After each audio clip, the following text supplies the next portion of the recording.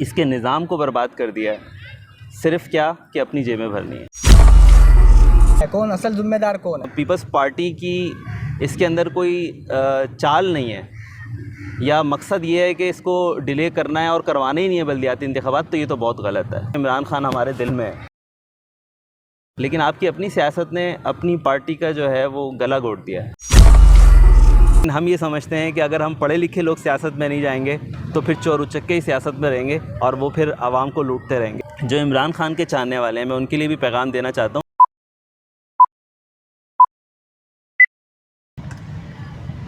अस्सलाम वालेकुम व्यूवर्स, एक नए पार्ट के साथ एक नई पार्टी पीटीआई हमारे साथ मौजूद है। आज के मेहमान डॉक्टर अली महनाज। आए ज़रा उनसे उनके ख़यालात जानने की कोशिश करते हैं, क्योंकि ये नामज़द हुए हैं यूसी 10 से चेयरमैन के लिए, तो हम इनसे इनका विज़न जानने की कोशिश करते हैं। अस्सलाम वालेकुम डॉक्टर साहब। वालेकुम अस्सलाम। सर कैसी तबीयत है? खैरियत से? मैं ठीक हूँ, अल्लाह का शुक्र है। आप कैसे हैं? अल्हम्दुलिल्लाह रब्बिल आलमीन। सर जैसा कि आपको मालूम है कि सियासी जो है कि गहमा गहमी है ऑल ओवर पाकिस्तान, और तमाम ही हल्के जो है आज हॉट टॉपिक यही है पाकिस्तान का। तो आप किस तरह देखते हैं इस सारे सिचुएशन को? और सबसे पहले तो आप मुझे फिर ये बताइए कि एक आम जो है कि कारकुन से लेके चेयरमैन तक का सफ़र, डॉक्टर अली महनाज डॉक्टरेट भी कर रहे हैं और तमाम मामला कैसे देखते हैं? बिस्मिल्लाहिर्रहमानिर्रहीम, इय्याका नअबुदु व इय्याका नस्तईन। कराची के हालात सबके सामने हैं। कराची एक बहुत बड़ा सिटी है और हर मुल्क में एक ऐसा सिटी होता है जो पूरे मुल्क को उठाता है। इसी तरह कराची भी है, और कराची ने इस पूरे मुल्क को उठाना था और अभी तक कराची जो है वो इस मुल्क को पाल रहा है। लेकिन इसके बरक्स इतनी इम्पोर्टेंस होने के बावजूद भी लोग जो है वो इसको नज़रअंदाज कर रहे हैं। उसकी क्या वजह है? उसकी वजह यह है कि लोग जो हैं वो अपने मफादात का सोच रहे हैं।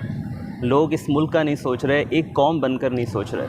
अगर लोग एक कौम बनकर सोचेंगे, लोगों से मुराद मेरी आवाम की बात नहीं कर रहा, मैं पॉलिटिकल पार्टीज़ की मैं बात कर रहा हूँ। अगर वो एक कौम बनकर सोचेंगे और इस मुल्क को उठाना चाहेंगे अपने ज़ाती मफादात को पीछे रख के, तो यकीनन इस मुल्क के लिए और इस शहर के लिए काम करेंगे। लेकिन अनफॉर्चुनेटली जो आज तक नज़र आ रहा है आपको, वो सब इन तमाम पार्टीज़ जो कि इतने अरसे से काबिज़ हैं पूरे पाकिस्तान में, सिर्फ कराची की नहीं पूरे पाकिस्तान में जो पार्टीज़ हैं वो इसको नज़रअंदाज कर रही हैं और जानबूझकर कर रही हैं। जब भी पैसा आता है, जब भी कराची कमाता है, लोग इस पर टैक्स लगाकर इसके ऊपर तरह तरह के जुल्म करते हैं और इसके इंफ्रास्ट्रक्चर को तबाह कर दिया है, इसके निज़ाम को बर्बाद कर दिया है, सिर्फ क्या कि अपनी जेबें भरनी है। तो ये सब हमने अपनी आँखों से देखा, और फिर हम उस वक्त तो बहुत छोटे थे जब हमारे सामने बहुत बुरे हालात थे कराची के, और इस माहौल के अंदर कोई तसव्वुर भी नहीं कर सकता था कि किसी सियासी जमात से वो ताल्लुक़ रखे। हाँ, अगर किसी की कहीं गोट फंसी हुई है तो वो किसी सियासी जमात से ताल्लुक़ रखता था और वो अपने काम निकालवाने के लिए पार्टियों से ताल्लुक़ रखकर उनका कारकुन बनकर खिदमत देता था। लोगों ने अपने भाई मरवाए हैं, लोगों ने जो है वो कितने जुल्म सहे पार्टी के साथ रहने के लिए। तो इस सारे माहौल में जब हम देख रहे थे तो एक उम्मीद की किरण हमें इमरान खान की सूरत में नज़र आई, और इमरान खान वो वाहिद लीडर था जो किसी के कंधों पर चढ़कर नहीं आया। उसने मेहनत की और उसने इस कौम के लिए मेहनत की, इस मुल्क को एक करने की कोशिश की। वो तमाम सवालात जो हमारे जहनों में चल रहे थे वो इमरान खान ने हमें लफ्ज़ों में बयान करना शुरू कर दिए। यानी जब हमने देखा कि इमरान खान वो तमाम बातें कर रहा है और उन तमाम बातों में हमारे सवालों के जवाब मिल रहे हैं और हमें अपनी कमियां कोताहियां पता चल रही हैं, तो हमने इमरान खान के साथ खड़े होने का इरादा कर लिया।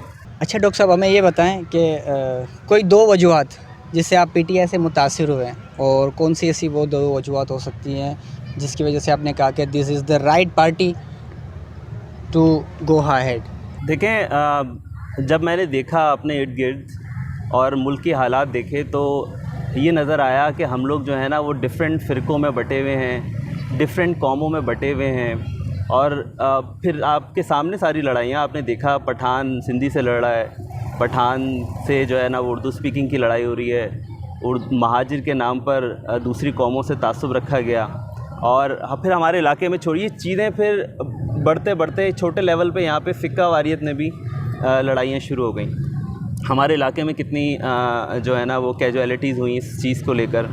तो यहाँ पर ज़रूरत थी कि हम एक कौम होने का सोचें, और एक कौम जब तक हम नहीं बनेंगे हम लोग आगे नहीं बढ़ सकते। तो एक तो सबसे बड़ी रीज़न ये थी कि इमरान खान ने एक कौमी नज़रिया जो था उसको मज़ीद आगे बढ़ाते हुए एक कौम बनने का ख्वाब दिखाया आवाम को, और आवाम को एक ऐसे पेश पे लाके खड़ा कर दिया।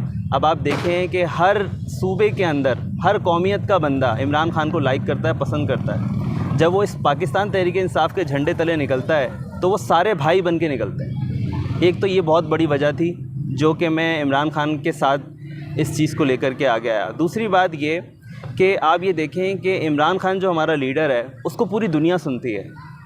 चूँकि हम अल्हम्दुलिल्लाह मुसलमान हैं और हमारा ईमान है कि हमारा जो मज़हब है, मज़हब इस्लाम जो है, उसने पूरी दुनिया के ऊपर जो है वो हुक्मरानी करनी है। तो एक इस्लामी लीडर जिसको पूरी दुनिया सुने और पूरी दुनिया उसको देखकर फ़ख्र महसूस करे, तो मुझे भी बहुत फ़ख्र महसूस होता है कि मैं कहता हूँ कि मेरा लीडर इमरान खान है। और जब वक्त गुज़रा और आपने देखा कि हमारा प्राइम मिनिस्टर जब अक़वाम मुत्तहिदा में जाके तकरीर करता है और ख़त्म नबूवत पर बात करता है तो पूरी दुनिया उसको सराहती है, और किसी को कोई शक नहीं होना चाहिए कि इमरान खान ने कोई कमी नहीं छोड़ी है मुसलमानों का सर फ़ख्र से बुलंद करने में। तो अल्हम्दुलिल्लाह मैं मुतमईन हूँ बहुत, और मैं भी अपने रब को जवाब दे सकता हूँ कि मैंने जो अपनी ज़िंदगी में कुर्बानी दी वो किसी ऐसे लीडर के अंडर में कुर्बानी दी और किसी एक ख़ास मकसद के लिए कुर्बानी दी, और मैंने कोई कमी और कोताही नहीं छोड़ी अपनी तरफ से। जो है कि आपका इनिशिएटिव था पीटीआई को ज्वाइन करने के लिए, ठीक है। अच्छा, आपसे एक सवाल ये है कि आप ज़ाहिर है UC 10 में ही आपकी रिहाइश भी है, ठीक है, जो कि UC 13 पहले हुआ करता था, अब UC 10 है।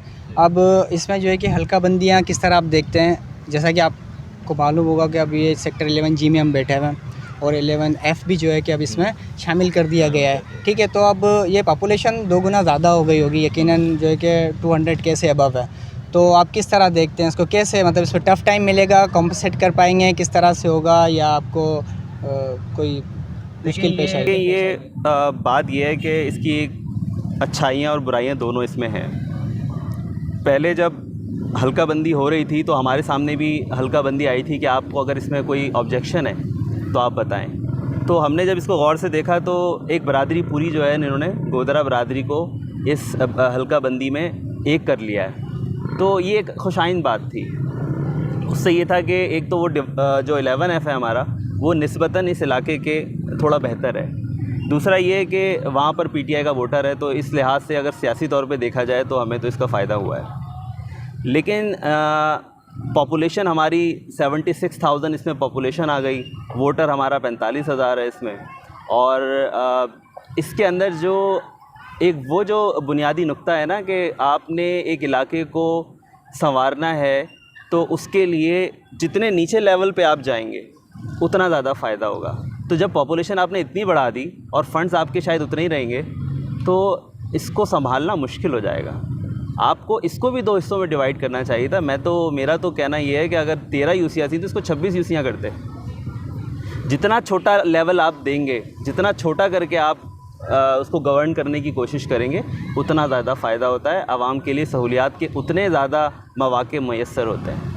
तो इसमें कितनी सदाकत है? मतलब वो कुछ पार्टीज़ कहती है कि वो PTI ज़िम्मेदार है, कुछ कहते हैं कि वो सिंध गवर्नमेंट ज़िम्मेदार है। तो ये मतलब क्या, ये किस तरह से आप इस सारी सिचुएशन को देख रहे हैं? क्या है, कौन असल ज़िम्मेदार कौन है? और आप ये भी बताएं इसके साथ ही कि इस पर कितना नुकसान हुआ है, क्योंकि ज़ाहिर है आपकी कैंपेन चल रही होगी एक, और सारी एक तैयारी हो चुकी थी, ग्रास रूट पे काम हो चुका था, होम वर्किंग हो चुकी थी, इलेक्शन का मुलतवी हो जाना, कौन ज़िम्मेदार है? हाँ, ये बिल्कुल आपका सवाल बहुत वैलिड है आजकल के माहौल में, क्योंकि सबने ही अपनी ज़ोर लगा के देख लिए और सबने पैनाफ्लेक्स लगाए, लेकिन आवाम के दिलों को बदलना जो है ना आजकल बच्चों का खेल नहीं है। आवाम बहुत ज़्यादा अवेयर हो चुकी है।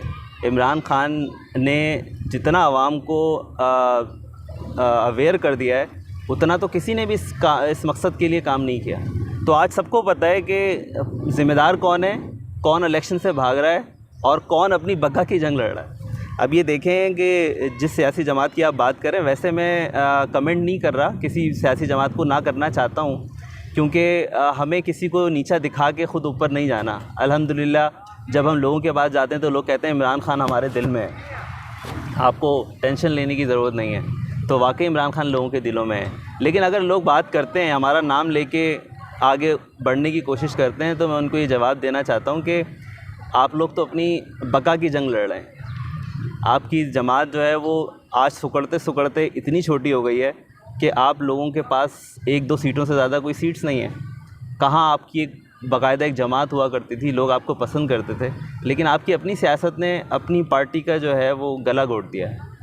अब जहाँ तक बात है इसको आगे बढ़ाने की, तो अगर हम बिला वजह एक सियासी बात करें तो हम ये कह सकते हैं कि जितनी भी सियासी जमात हैं इन्होंने चाहा कि इलेक्शन मुलतवी हो शुरू में, लेकिन जब इलेक्शन की डेट करीब आ गई और सबने अब ख़र्चा करके लगा दिया, तो अब डिले करना इनको सही नहीं लगा।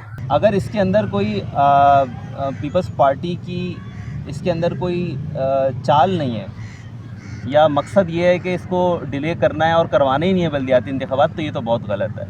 लेकिन अगर हम पॉजिटिव सोचें, मुस्बत अंदाज में सोचें, तो सही है, बारिशों की वजह से आगे कर दिए, लेकिन अभी 28 अगस्त को हो जाएँ। ये बताइएगा कितना % चांसेस है, आप कैसे समझते हैं एज ए पॉलिटिशियन, आप इसको कहाँ रेट करते हैं? Is this possible to held on same date given date 28 of August? Election commission जो इस मामले में क्योंकि उनके ऊपर तलवार लटक रही है अदालत की, तो मुझे लगता है कि इलेक्शन कमीशन जो है वो 28 अगस्त को करवाएगी इलेक्शन और सब इस इलेक्शन में जाएंगे, लेकिन जो होगा वो तो फिर अल्लाह ही जानता है। तो आप जिस हलके से आप नॉमिनेट हुए हैं, सिलेक्ट हुए हैं और आप को नामज़द किया गया है, कौन से ऐसे 3 काम है जो आप सबसे पहले UC10 के लिए करना चाहेंगे? बहुत ही इम्पोर्टेंट सवाल है और इसका जवाब जो है मैं बहुत खुशी से देना चाहूँगा कि हम सबसे पहले पानी के ऊपर एमरजेंसी लगाएंगे। एमरजेंसी से मुराद ये है कि हमारा जितना भी फ़ंड होगा वो हम पानी घर तक पहुंचाने के लिए इस्तेमाल करेंगे। अपनी तमाम तवानाइयाँ उस पर सर्व करेंगे। जिन लोगों के घर में कनेक्शन नहीं है, वैसे तो ये कनेक्शन तो हर घर में है, लेकिन जिन लोगों के पास अभी भी कनेक्शन नहीं है उनको कनेक्शन हम देंगे इंशाल्लाह, ठीक है। और पानी की जो मेन लाइन है उसके लिए तो हमने MN असलम ख़ान साहब से 8 करोड़ रुपए का फ़ंड भी अप्रूव करा लिया था और वो तैयार थे बिल्कुल कि हम नई लाइन डाल के देंगे आपको सबा सिनेमा से गबोल टाउन तक, जिससे मैं कहता हूँ कि 30 साल तक का पानी का इशू इस UC10 के लिए हमेशा के लिए ख़त्म हो जाता। लेकिन अनफॉर्चुनेटली हमारी गवर्नमेंट चली गई, वरना ये तोहफ़ा तो हम जाते जाते ज़रूर दे के जाते। तो उसको हम रिज्यूम करेंगे और हम जो है वो सबसे पहले पानी के ऊपर इमरजेंसी लगाएंगे। दूसरा जो काम हम करेंगे वो सेवरेज के जो मेन हमारे प्रॉब्लम्स हैं, जो लाइन डैमेजेस हैं जिससे पूरे इलाके का पानी बाहर निकलता है, उन लाइंस को हम क्लियर करेंगे। उधर नई लाइन डालनी पड़े नई लाइन डालेंगे और उधर का मसला जो है वो वक्ती तौर पे नहीं, हम उसको देरपा टाइम के लिए उसको जो है वो उसको हम सही करेंगे इंशाल्लाह। तो ये तो हो गया वाटर का। दूसरा ये सेवरेज और पानी का 2 इशू हो गए। KWS भी हो गया। जी जी बिल्कुल हो गया। SSGC और के इलेक्ट्रिक को कहाँ रेट करें? देखें, उसके लिए मैं कोई झूठा वादा नहीं करना चाहता क्योंकि वो बड़े लेवल पे हल होता है।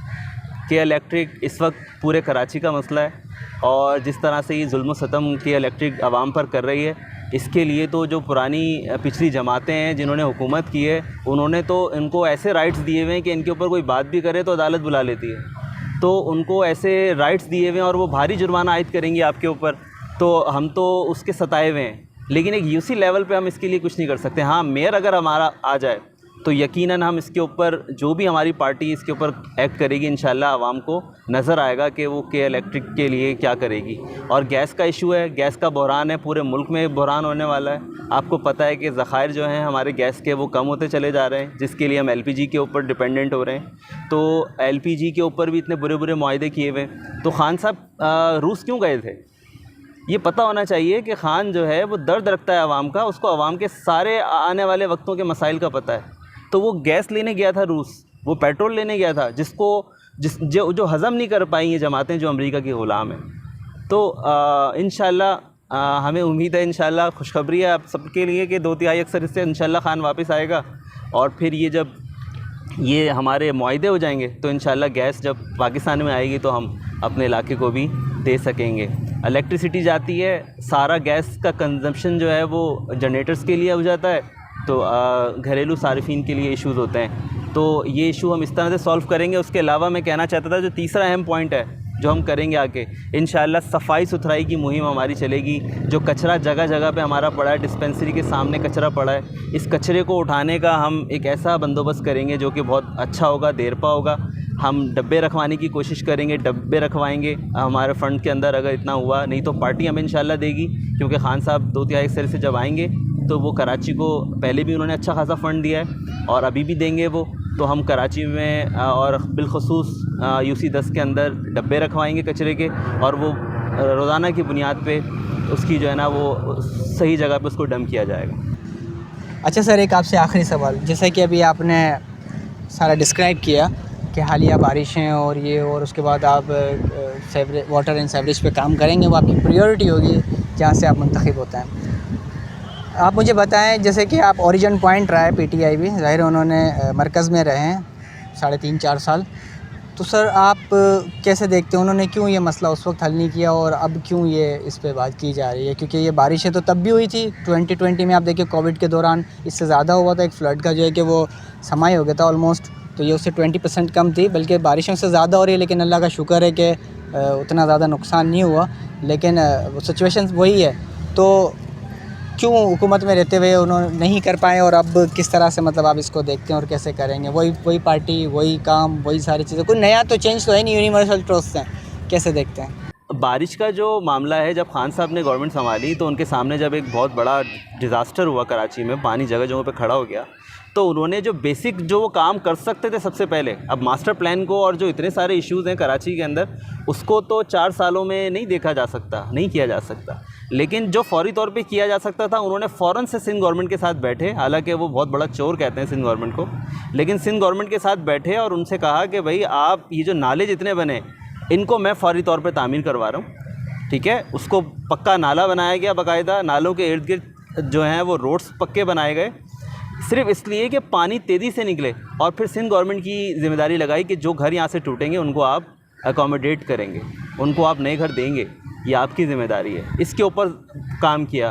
तो आप मुझे बताएं कि जब काम शुरू होता है, जब प्रोजेक्ट शुरू होता है, तो उसको ख़त्म होने में, कंप्लीट होने में टाइम लगता है, और वो अभी भी चल रहा है। आप देखें, आपने 2-3 नाले तो आपके सामने डॉक्यूमेंट्रीज़ हैं, वो चीख के बता रहे हैं कि वाकई में हमारे ऊपर किसी ने सोचा, नाले बड़े किए गए, नालों को पक्का किया गया, और उसके दोनों अतराफ जो है वो इतनी ज़बरदस्त रोड निकाली गई, जिससे जो है वहाँ पर दोबारा मकान नहीं बन सकते, सफाई की आसानी हो जाएगी। और वो काम कर रहे हैं, लेकिन चूँकि काम कंप्लीट नहीं हुआ तो पानी के लिए तो पूरा रास्ता क्लियर चाहिए ना। तो अभी वो काम अंडर प्रोसेस है, और वो इतनी जल्दी तवक्को ना रखी जाए कि वो जल्दी ठीक हो जाएगा, लेकिन इनिशिएटिव ले लिया गया है। अल्लाह करे कि ऐसा हो। इंशाल्लाह। सर जाते जाते कोई मैसेज हमारे व्यूवर्स के लिए? ये आपने जो सिलसिला शुरू किया, ये मेरे लिए तो आइडियल है, मुझे बहुत अच्छा लगा, और मैं सराहता हूँ आपकी काविशों को। आपको बहुत बहुत मुबारक हो कि आप भी हिस्सा ले रहे हैं इस इलेक्शन के अंदर, और मुस्बत अंदाज में हिस्सा ले रहे हैं। आप सबको जो है वो एक्सपोज कर रहे हैं। जो भी आप बातें कहेंगे इंशाल्लाह सब उस पर जवाब देंगे, और वो उससे कोई अच्छी पॉइंट्स होंगे तो लोग उसको पिक करेंगे, और जो नेगेटिव पॉइंट्स होंगे लोग उसको भी देख के समझेंगे कि आप क्या कर रहे हैं, क्या नहीं कर रहे। तो ये एक्सपोज करने में आपका बहुत बड़ा, जी आपका बहुत बड़ा कंट्रीब्यूशन है, मैं आपका शुक्रिया अदा करता हूँ।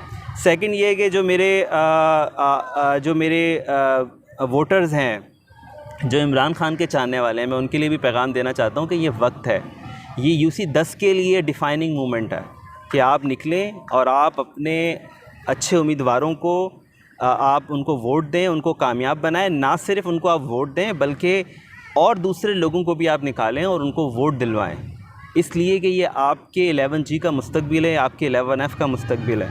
आगे जाके इसको बहुत अच्छा डेवलप होना है, इस जगह को, इस मोहल्ले को हमें बहुत खूबसूरत और बहुत अच्छा, और यहाँ पे एक ऐसी अमन की फ़िज़ा कायम करनी है जो तमाम बरादरियों के अंदर मोहब्बत पैदा करे, और तमाम बरादरियों को यकसा तौर पे आप जो हैं वो सहूलियात दें, जिससे ये माशरा परवान चढ़े और हम एक ऐसा अच्छा माहौल दे सकें, अपनी दीनी मामलात को भी अच्छा माहौल दे सकें, और अपनी दुनियावी कामयाबियों के लिए भी हम अपनी यंग जनरेशन को तैयार कर सकें। तो आप लोगों ने इसमें बढ़ चढ़ के हिस्सा लेना है। हम पढ़े लिखे लोग, अक्सर लोग अपने पढ़े लिखे बच्चों को कहते हैं कि सियासत में नहीं जाना बेटा, सियासत में नहीं जाना, सियासत बहुत बुरी चीज़ होती है। लेकिन हम ये समझते हैं कि अगर हम पढ़े लिखे लोग सियासत में नहीं जाएंगे तो फिर चोर उचक्के ही सियासत में रहेंगे, और वो फिर आवाम को लूटते रहेंगे। जैसा कि आपने देखा व्यूअर्स, हमारे साथ मौजूद थे डॉक्टर अली महनाज साहब, जो नामज़द हुए हैं पीटीआई चेयरमैन UC10। आए हमारे साथ एक और मेहमान मौजूद है, आमिर अली खत्री साहब, और ये बड़ी गहरी नज़र रखते हैं सियासत पे और जनरल काउंसलर भी हैं पीटीआई से। तो ज़रा इनसे इनके ख़यालात जानने की कोशिश करते हैं और इनसे मालूम करते हैं वो इसको किस तरह से देखते हैं, इस तमाम सिचुएशन को। जी, जैसा कि आपको अली भाई ने बता दिया है सारा कुछ, जो हमारे चेयरमैन के कैंडिडेट है UC10 के, और इन्होंने सारी बातें आपको बता दी है। और इंशाल्लाह आगे आने वाला वक्त जो है वो बहुत अच्छा है। काफ़ी हद तक जो है हमारी UC में, हम जब काउंसलर नहीं थे, कुछ भी नहीं थे, तो हमने वज़ीर आज़म ने जो ख़ुसूसी कराची को जो फ़ंड दिए थे उसमें हमने UC10 के अंदर जो है गलियाँ, पेवर वाली गलियाँ बनवाई हैं और पार्क बनवाए और रोड्स वगैरह बनवाएं। तो काफ़ी हद तक हम जो है ये काम कर चुके हैं। इंशाल्लाह आने वाला वक्त जो है वो बहुत अच्छा है और इसमें आप लोगों का साथ चाहिए और आप लोग हमें आज़माएं। इंशाल्लाह आपको मायूसी नहीं होगी और इंशाल्लाह आने वाले वक्त में बहुत ज़्यादा काम होने वाले हैं। जैसा कि अली भाई ने बताया कि आपको पानी की जो हमारी सबसे पहली जो सहूलियात जो देनी है वो इंशाल्लाह हम पानी के ऊपर सबसे ज़्यादा काम करेंगे और सफाई सुथराई के हवाले से और भी सारे मामलात हैं। इंशाल्लाह आपको मायूसी नहीं होगी। अस्सलाम वालेकुम। हमारे साथ एक और मेहमान मौजूद हैं, इस्माइल साहब आए, ज़रा इनसे मालूम करते हैं। ये भी पीटीआई के जो है कि पुराने वर्कर हैं, तो इनसे इनके ख़यालात जानने की कोशिश करते हैं। सर, आप मुझे ये बताएं, अगर पीटीआई मतलब अगर जीत जाते हैं और हुकूमत बना लेते हैं, आप आ जाते हैं UC10 से, तो आप कौन से काम कराएंगे और कौन से काम हो चुके हैं, क्या आप इस पर डिस्क्राइब करेंगे सर? या का नाम है या का नस्ताइन। आपको पता है हमने शारजा पार्क बनवाया, हमने 8 नंबर से कोने तक हमने सड़क भी बनवाई है, पेवर का काम भी हमने गलियों में करवाया है। तो इंशाल्लाह आगे जो है ना, हमारे पास 40 गलियाँ अभी भी हैं। असलम भाई ने हमें बोला था आपका यह काम हम करवा देंगे। और पानी का भी जो मसला है इंशाल्लाह उस पर भी हमारी वर्किंग है, इंशाल्लाह हम करेंगे ज़रूर। और ये है कि अभी यहाँ पे भी मतलब पानी वगैरह जमा होता है, तो इंशाल्लाह हम कोशिश करेंगे जीतने के बाद कि हम इंशाल्लाह पूरा ख्याल रखेंगे 11G में, UC10 में, F में भी इंशाल्लाह पानी की शिकायत जो है इंशाल्लाह उसको हम ख़त्म करेंगे। जैसा कि आपने देखा व्यूअर्स, आज हम मौजूद थे, पीटीआई के रहनुमा थे और उनके ज़िम्मेदारान थे। उनसे हमने उनके सारे ख़यालात और उनका विज़न जानने की कोशिश की है।